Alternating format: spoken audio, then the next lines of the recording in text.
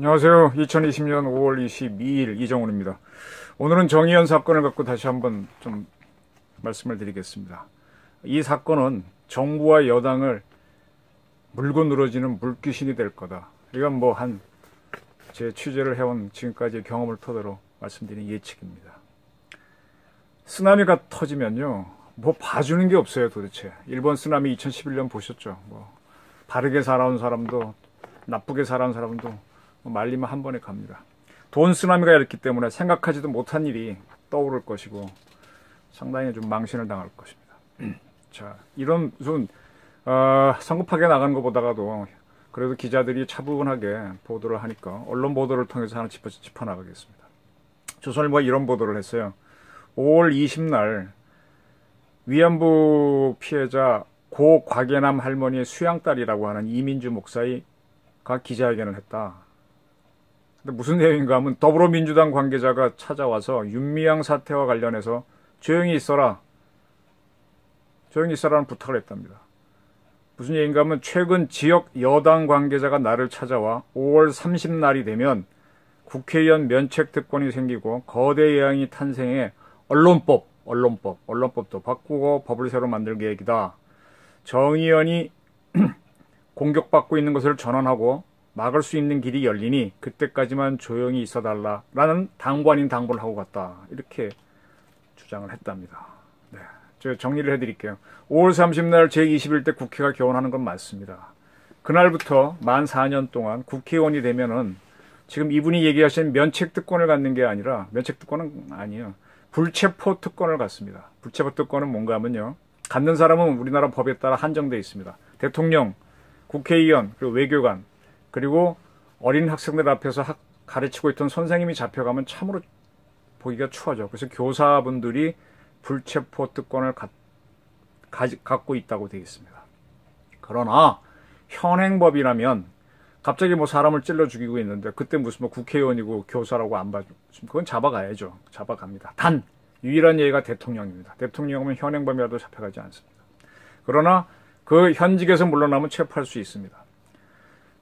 국회법은 국회의원 신분을 굉장히 보장해주는 법인데 그 26조에 국회의원도 이제 워낙 나쁜 짓을 하면 불체포특권이 있긴 하지만 잡혀가는데 이렇게 돼 있습니다. 현역 국회의원은 정부가 국회에 요청을 하고 국회가 동의를 해줘야, 아마 제적의원 과반수의 찬성인가 그런 찬성이 있어야만 체포할 수 있다 되어 있습니다. 자, 5월 30날이 되면 더불어민주당, 더불어시민당만 합쳐갖고 180석 가까이 되는 전체 국회의원들이 300명이니까 거의 3분의 2 육박하는 여당이 나오니까 거기에서 집단으로 체포하지 못한다 그러면 체포하지 못할 수 있죠. 예. 불체포특권이 적용이 안 된다고 해도 국회가 동의를 해줘야 되는데 동의 안 할 수가 있습니다. 그렇습니다. 근데 그 조선일보 보도는 뭐라 그랬는가 하면은 그 이민주 씨에게 민주당 관계자가 누구냐라고 물었더니 이민주 씨는 왜 밝혀야 하는지 이유를 모르겠다. 이런 대답을 합니까? 이러려면 회견을 하지 말아야지. 그래서 좀 더 취재를 한 모양이에요. 민주당 중앙당과 전북도당에 물어봤더니 사실무근이다. 우리 스스로 확인한 결과 지역 여권 인사 중에서 이 씨와 접촉한 사람은 없다라고 했답니다. 그러면 이민주 씨는 조금 문제가 있다고 저는 기자로서는 보입니다. 근데 이민주 씨는 5월 19일 다른 언론과의 인터뷰에서 이런 주장을 했습니다. 방탄소년단 팬클럽 인 아미, 육군의 아미란 뜻이죠. 위안부 피해 할머니를 위해 기부한 패딩 점퍼를 전달받지 못했다. 즉 아까 곽예남 할머니는 받지 못했다. 그랬더니 바로 정의연이 반박 자료를 냈어요. 그 점퍼를 지원한 건 2018년 12월 곽예남 할머니가 살아계실 때인데, 그때 곽예남 할머니 조카가 지켜보는 자리에서 패딩을 전달했다라면서 그때 찍은 사진을 제시했습니다. 이런 일이 있다고 조선일보는 앞에 보도를 하면서 이런 일이 있었다라고 했습니다. 즉 이민주 씨가 과거에 한 발언 중에 틀린 적이 있었다라는 사례로 이런 걸 보도했죠. 그리고 중앙일보에서 또 이런 보도가 나왔어요. 이민주 목사가 방탄소년단 팬클럽 아미의 그 패딩 후원품 전달 과정에 내가 오해를 했다라는 해명을 했다는 보도입니다. 이분이 이제 목사인데, 이 목사가 5월 20일 페이스북에다가 정의연 측 영상 보니까 어머니 거주지인 전남 담양으로, 이분은 이제 곽예람 할머니의 수양딸이죠. 그러니까 수양딸로 간 게 뭐 몇 년 전이더라고요. 전남 담양으로 보내줘 이정조커가 받은 것 같다. 네, 이정조커가 받았다는 얘기를 저한테 해준 적도 없고, 어머니가 그 옷을 입고 계시는 모습을 한 번도 본 적이 없어서, 또 정의원은 나에게 딸인 나에게 그렇게 줬다는 설명을 해준 적도 없어서 나는 받지 못했다고 답변했다, 이렇게 해명했답니다.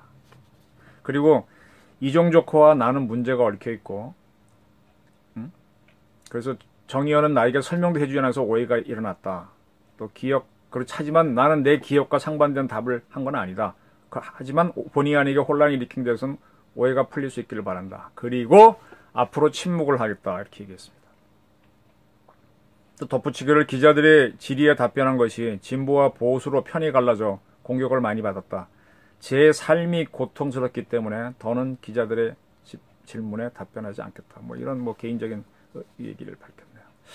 여러분들 이정조커라는 거 잘 아세요? 요즘 뭐 친척 관계 잘 모르는 분들이 많은데, 내 어머니의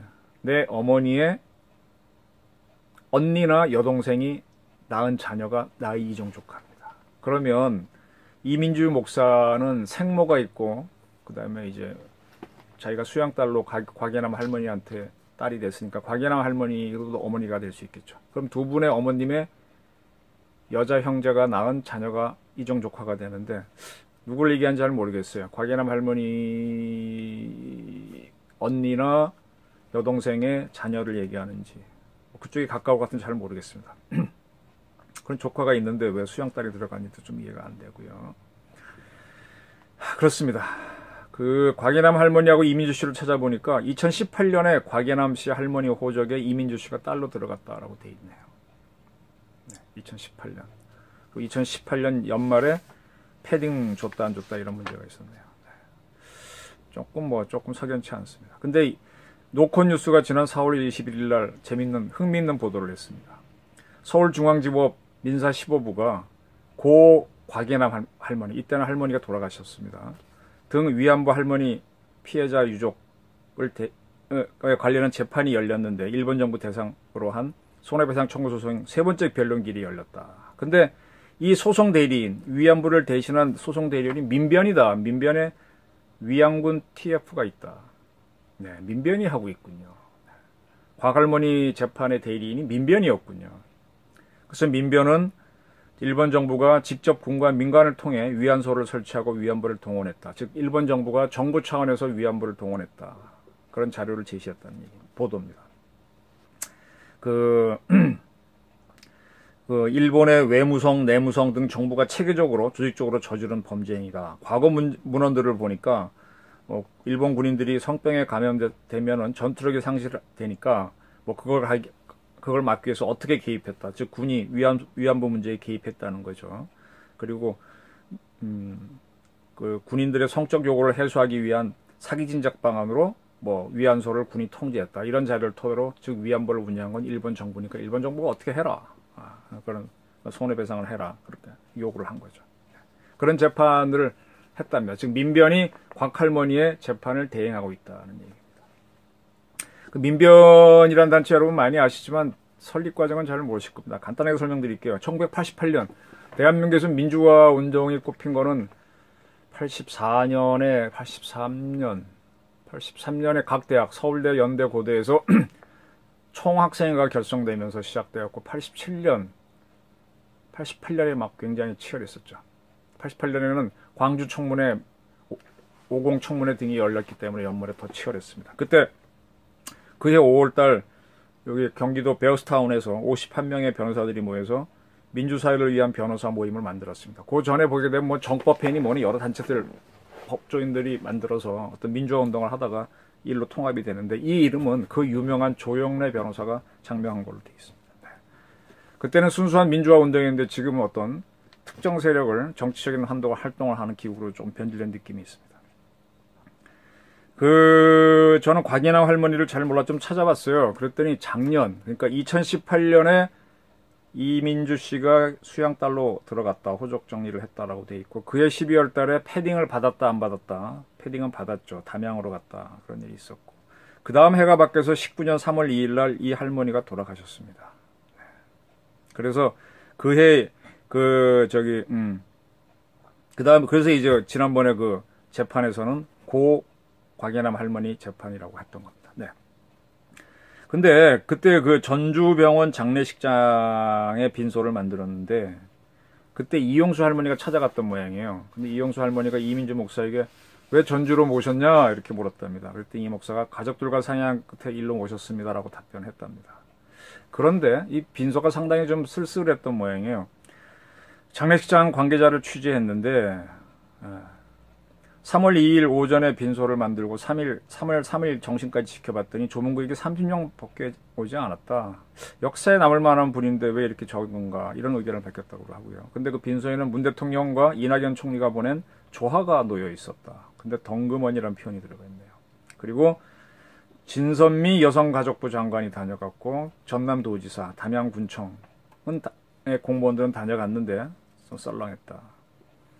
근데 이제 이 사건을 보도한 기자의 눈에 특이한 게 이 빈소를 지키고 있는 분은 이른바 봉침 논란을 빚은 주간보호센터 대표인 이민주 목사가 상주 역할을 하고 있었다. 근데 이 목사는 이분이 수양딸이라는 걸 잘 몰랐던 모양이죠. 그러면서 이민주 목사가 어떤 분이냐 설명을 하는데 2018년 전주지법원에서는 수억 원대의 후원금을 기부금 명목으로 받아 가로채고 자신이 운영하는 복지시설 직원에게 봉침을 놓은 혐의, 사기 및 의료법 위반으로 기소된 전주의 한 주간보호센터 대표인 이민주 씨에게 일부 무죄와 함께 1,000만 원을 선고한 바 있다.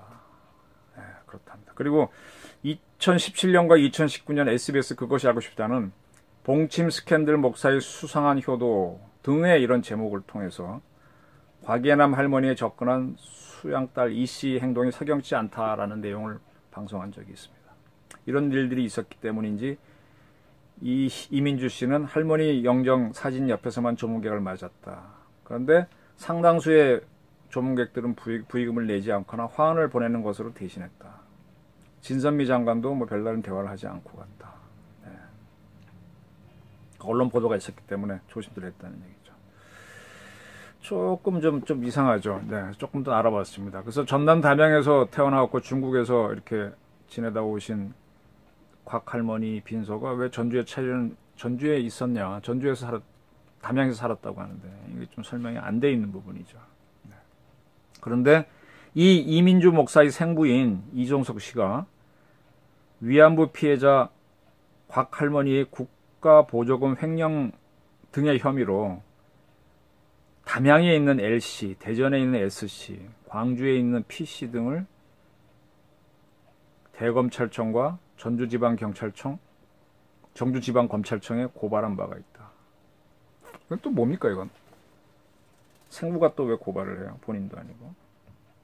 네. 근데 또 이런 또 보도가 있네요. 곽 할머니가 돌아가신 거는 2019년 3월인데 1년여가 지난 지금 정의연 사건이 터진 지금 중앙일보가 보도를 했는데 이민주 씨를 접촉을 한 모양이에요. 근데 이민주 씨가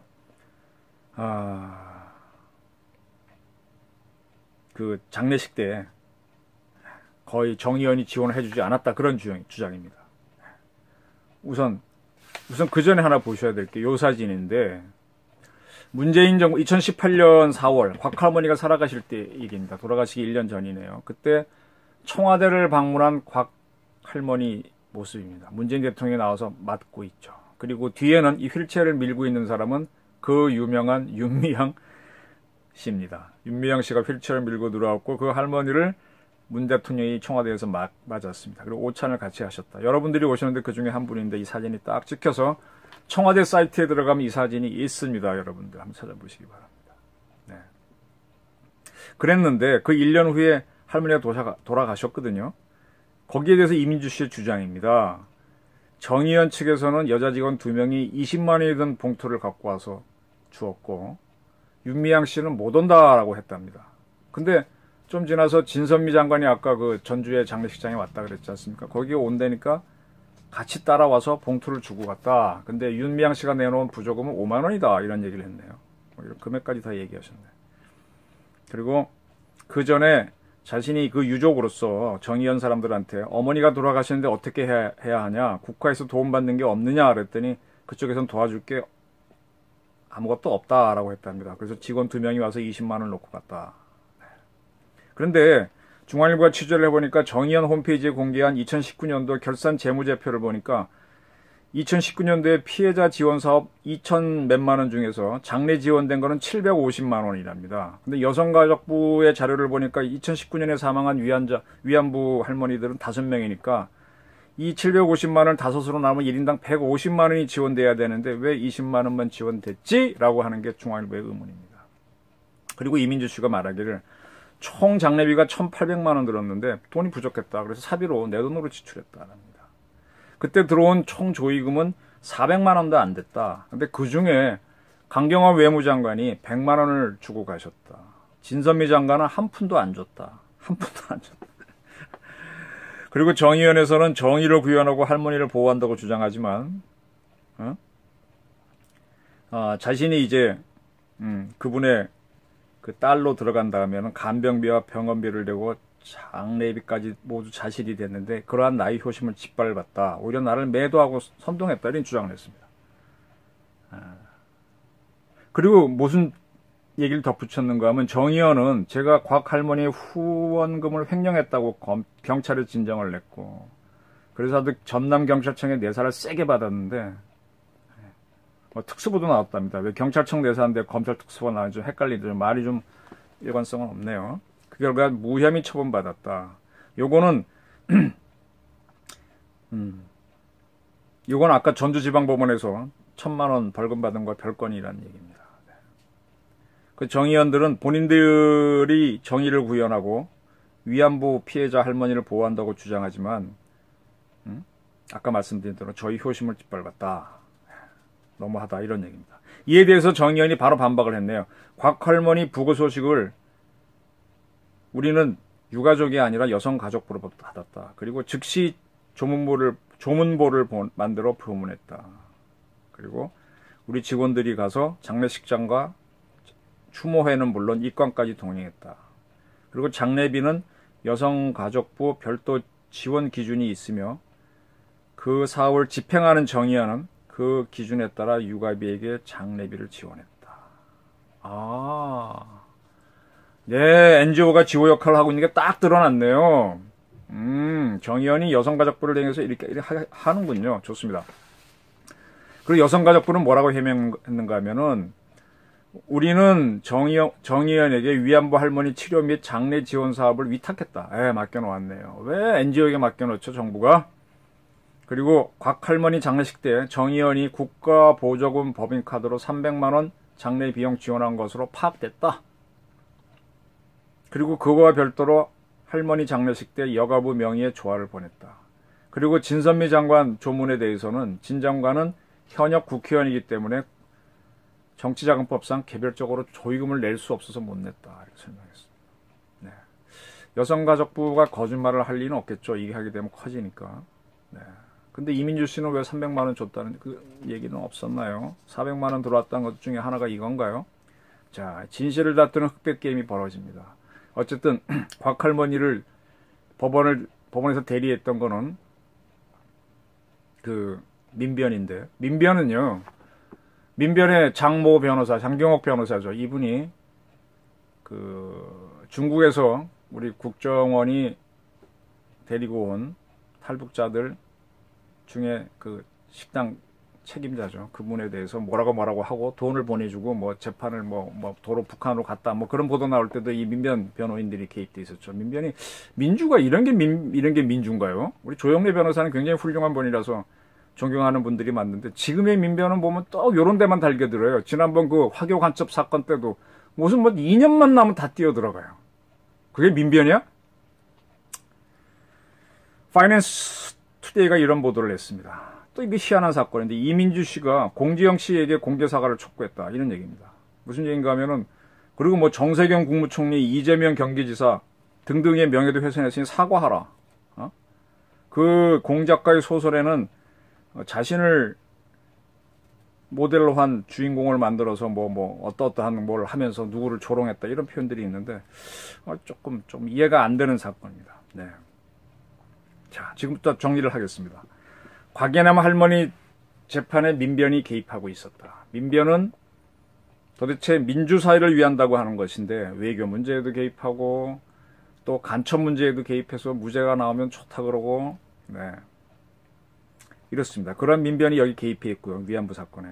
그 다음에 위안부 합의 파기를 선언할 무렵에 문재인 대통령은 곽 할머니 등 위안부 할머니들을 청와대로 모셔갖고 오찬을 했습니다. 그때 윤미향 씨는 휠체어를 밀고 나타났고요. 그것도 곽 할머니. 근데 곽 할머니 돌아갔을 때는 또 이미주 씨랑 다툽니다. 그런데 지금 정의연 사건이 이용수 할머니의 폭로로 터져 나오니까 김두관이 정청래라는 사람 참 신기한 사람이야. 그런 사람들은 계속 진보대, 송영길, 몇 명 있잖아요. 다 진보대 보수삼. 지금 보수는 할 것도 없어요. 그냥 분노만 하고 있지. 우선 여당 자체가 지금 와해가 돼서 대표가 누군지, 그 원내 대표했던, 누구죠? 그 양반은 낙선을 했으니, 지금 김종일 씨가 이끄는 것도 아니고, 지금 근데 싸울 것도 없고, 지금 언론만 좀 떠들고 있는데, 진보대 보수로 왜 끌고 가요? 응? 이렇게 하게 되면은, 자기네가 행정부를 장악하고 있으니까 그를 통해서 추미애 법무장관 통해서 검찰에게 압력을 넣겠다는 못된 행동이지. 지금 일본에서 아베가 검찰을 어떻게 하려고 하다 지금 난리가 났지 않습니까? 왜 이렇게 검찰에 영향을 끼치는 행동들을 국회의원들이 마구 해? 건방 진짜 달라. 최준실 사건 때는 그렇게 밝히라고 했던 자들이. 지들이 관련돼서 그런가? 이 사건의 핵심은요. 정의연과 윤미향 씨가 정의연에 들어왔던 국가보조금 그 다음에 성금을 유용했느냐 안 했느냐 횡령했느냐 그 여부를 다투는 겁니다. 그 여부가 있어서 지금 이렇게 시끄러진 거잖아. 이용수 할머니가 문제가 있다고 주장을 했잖아요. 그리고 현대중공의 지정기탁한 10억 원이 반토막이 돼서 돌아오게 됐잖아요. 그럼 그게 횡령이냐 아니냐 봐야 되잖아요. 그때 윤미향 씨는 집사 때문에 경매로 그리고 그때 그 산집에 산 아파트에 동대표를 했던 양반이 하려고 선거 나갔다가 관리사무소장과 싸워가지고 벌금형 받았던 게 윤미향 씨 남편이고 참 이상하지 않습니까? 그렇다면 이제 수사와 혐의가 있다면 처벌에 집중하도록 해야 되는데 여당 정치인 뒤에 떠드니까 이게 도둑이 제발 저린 거 아닌가 하는 의심이 생깁니다. 그리고 윤미향 씨가 국회의원에 당선됐으니 또 당선되지 않았어도 조사를 해야 되지만 당선됐으니 더군다나 그의 정치 입성과 자금 유용에 무슨 연관성이 있는지 조사를 해야 될 거 아닙니까? 5월 30일 되기 전에 하면 더 좋고 근데 왜 5월 30일 다가오니까 이렇게 서두는 모습을 보이냐 이거예요. 정청래 커넥션 있는 거 아니에요? 만에 하나 돈을 받은 정치인이 있다면 그분들은 책임지고 처벌받거나 아니면 물러나야죠.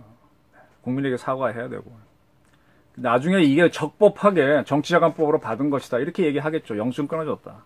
그래도 그렇지 위안부 단체 돈을 받아. 에? 그래서 미리 자꾸 진영사업 몰고 가는 거 아니냐 이거야. 이거 캐보자 이거예요. 이거 지금 이 고구마 줄기처럼 다 연결될 테니까. 네.